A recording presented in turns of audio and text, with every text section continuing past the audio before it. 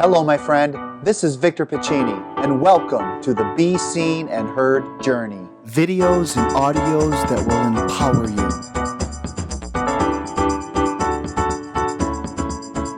Hey, it's Victor, and welcome to another Be Seen and Heard journey. Thank you for being here with me today.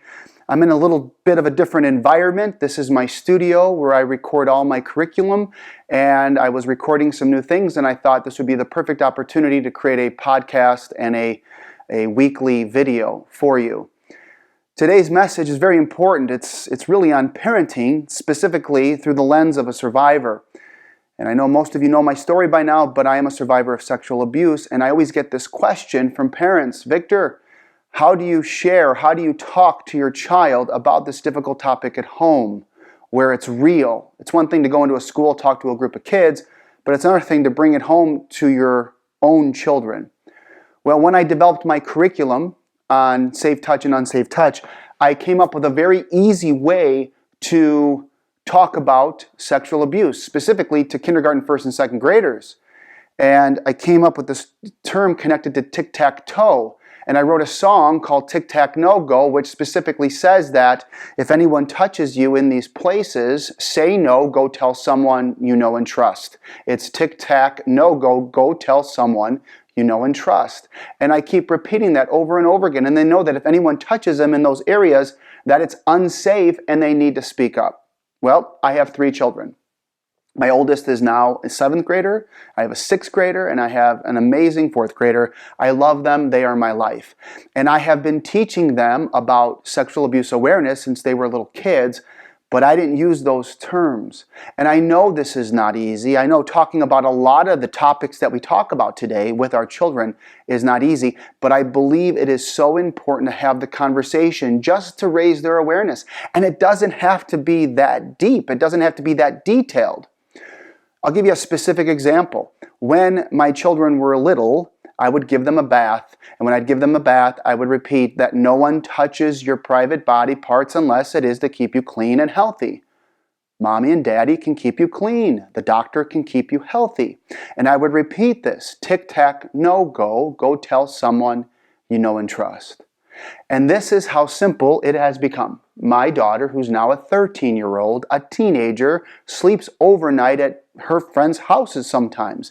I have had to have a balance in terms of how much do I allow my child to be a part of, because I don't want that to happen, abuse or anything that's hurtful, happen to my children. We want to protect our children, but you also have to get to a place where you trust your child by educating them, so when they go out there into the world, because they're not always going to be with us, that they have the tools to stay safe.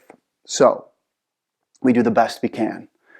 And so my daughter, every time I take her to a sleepover, I specifically give her a hug because I love her with all my heart. She's my life.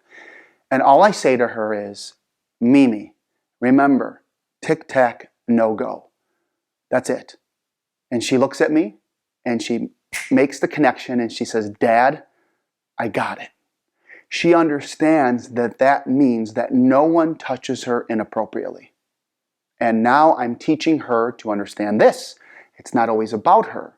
So when she's out at these get-togethers or these sleepovers, I want her to help her friends and to be more aware of her surroundings. So I believe with this education, and I believe by taking our heads out of the sand and being real with our kids at some level, we call it balance, that we can give them specific tools, simple, less is more, tools to help them stay safe, so that little things like tic-tac-no-go can prompt them to say, okay, I am going to have fun at this party, but I'm also going to be aware.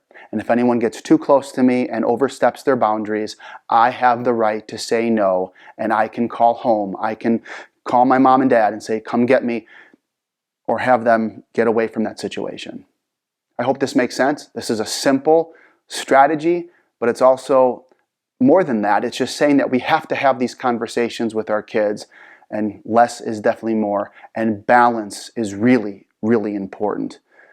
I want to thank you for joining me this week. Please Share this with your family and friends and your fellow parents out there, and let's keep our children safe. And ultimately, everyone, parents and children, have the right to be seen and heard. Thank you so much. Have a great, great day. Hey, my friend, I hope you enjoyed this episode of the Be Seen and Heard Journey.